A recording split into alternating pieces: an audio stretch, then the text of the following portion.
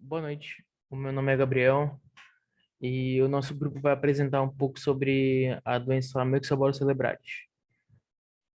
O projeto é da disciplina de parasitologia. A gente utilizou da metodologia da cartilha educativa e o grupo é formado por mim, Gabriel Brandão, e pela Yasmin Andra. Inicialmente, eu vou apresentar o conteúdo da cartilha em formato de slide e apresentação. E por fim, eu vou apresentar ele em formato de folder, que é como ele vai ser posto para ser utilizado principalmente. Isso aqui é o sumário da cartilha e ele é composto por três tópicos. Um deles é a apresentação, o segundo é o parasita, que vai ser dividido em dois subtópicos, que é o ciclo dele e o desenvolvimento, e a parte 3 que é o controle dele. De começo, é, nós vamos explicar um pouco sobre o objetivo da cartilha. Ela utiliza de conhecimento científico para ser utilizado no mundo acadêmico e na sociedade. Ela também pode ser utilizada para fomentar novos trabalhos acadêmicos. Pode ser até mesmo sobre o assunto ou algum outro parasita ou algo do tipo. É, ela também, ela atende principalmente interesse econômico, já que na forma, na parte final do trabalho é apresentado como se pode controlar a doença. E dessa maneira, a partir do controle, pode ser feito a diminuição da perda dos peixes e assim aumentando o lucro da produção. A cartilha em si, ela surge a partir de educar-piscicultores. Ela vai ser utilizada para prevenir ou controlar a doença do rodopio e ela é provocada por parasitas da classe Cnidaria. Elas pertencem ao filo Mesozoa. E o parasita que vai ser discutido, como eu disse inicialmente, vai ser o Myxobola cerebralis. Ele afeta principalmente salmonídeos. E a doença ela vai se caracterizar por deformar a cartilagem da cabeça ou da coluna vertebral do peixe. Nós temos aqui duas imagens.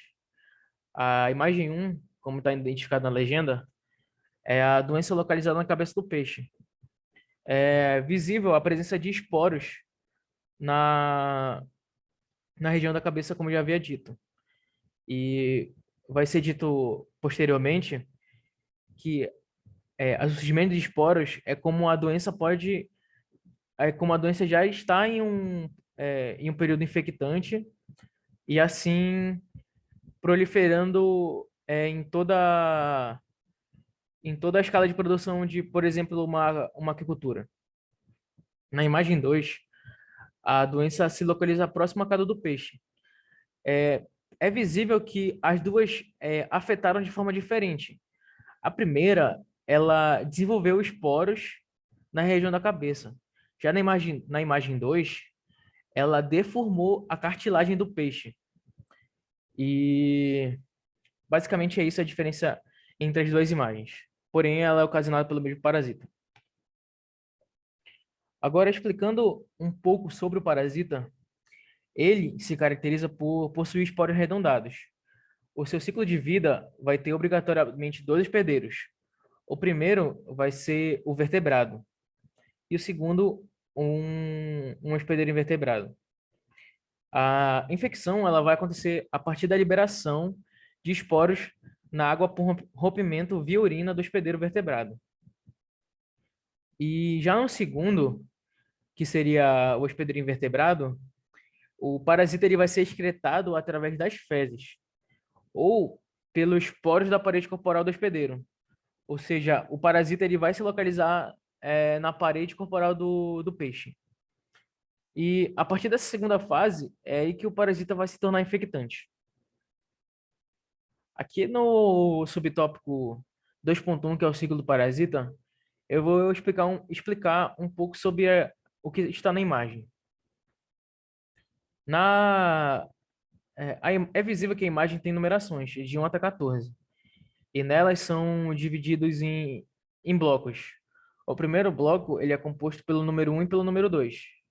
Nele acontece a invasão ao hospedeiro, e assim ele vai começar a se reproduzir.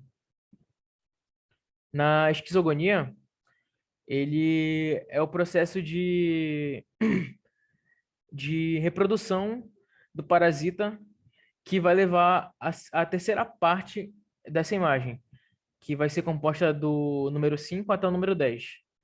A partir disso, da esquizogonia, vai ocorrer o processo de gametogonia, que seria o desenvolvimento do parasita. É visível que nele aconteceu várias divisões celulares. Assim, ele consegue se proliferar pelo hospedeiro e assim dominando ele completamente. No quarto bloco, que é composto pela parte 11 até a parte 14, que é a esporogonia, ele ocorre a formação de esporos. Como foi aí informado no slide, nos slides anteriores, a formação de esporos é uma das formas dele infectar outros peixes.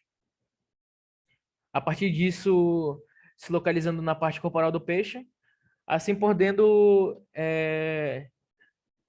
tornar outros peixes com a doença presente nele, no caso, no peixe. Aqui no subtópico 2.2, que é o desenvolvimento, existem dois locais que se destacam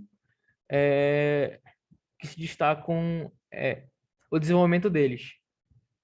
O desenvolvimento deles vai acontecer, no caso desses esporos, que como eu havia dito, são os infectantes, eles vão acontecer na cartilagem dos hospedeiros. E geralmente elas podem acontecer em alevinos. São dois locais, como eu havia dito, que se destacam nesse desenvolvimento deles, que seria na zona superior da vértebra e perto da cápsula auditiva. A primeira que eu havia falado, que é a zona superior da vértebra, ela vai ocorrer a pressão sobre os nervos que controlam as células pigmentares da zona da cauda. Com isso, vai ocorrer o quê? Vai ocorrer um enegrecimento da região da cauda. Como eu havia dito, a doença se chama doença do rodopio. Ou também, ela pode ser chamada de doença da cauda negra. É por isso que ela pode ser chamada dessa forma também. A segunda, ela se caracteriza por provocar distúrbios natatórios. Ou seja, quando a doença se desenvolver perto da cápsula auditiva, o peixe ele vai perder performance natatória. Dessa forma, deixando ele incapaz de se locomover no seu habitat. A parte 3, que é um pouco do nosso foco, ele vai ser explicado como prevenir a doença. Bom, existem alguns métodos para controlar a doença, só que nenhum deles é muito eficaz.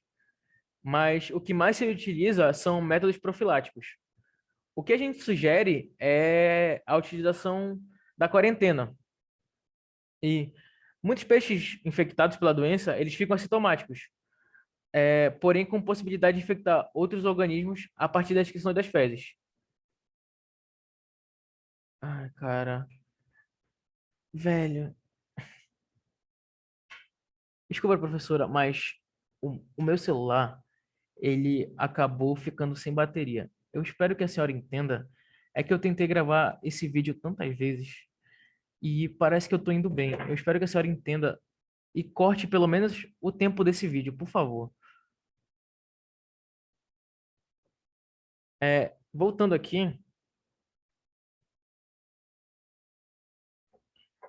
para a apresentação de novo, como eu estava falando um pouco do controle, na parte já no tópico 3 do slide, muitos desses peixes infectados ficam assintomáticos. Só que eles ainda ficam possibilitados de infectar outros organismos a partir da excreção das fezes. E a partir disso, com a identificação desses peixes, é necessário fazer a quarentena. E por que eu acho ela eficaz? É visível a presença da doença nos peixes. Então, separando esses peixes dos peixes saudáveis, é, é possível concluir um tratamento aos peixes que estão infectados e que estão sintomáticos ainda. Desse modo, fazendo com que a produção não perca tanto como se fosse perder se deixassem eles unidos ainda. Isso aqui são as referências utilizadas. Basicamente, nós utilizamos dois artigos. E essa é a parte da apresentação de slide. Bom, como eu havia dito, eu iria mostrar ele em projeto de folder. Aqui seria a capa e aqui o sumário, dividindo em subtópicos a parte de parasita, como eu havia dito também. Aqui a apresentação, aqui seria em folder, tá?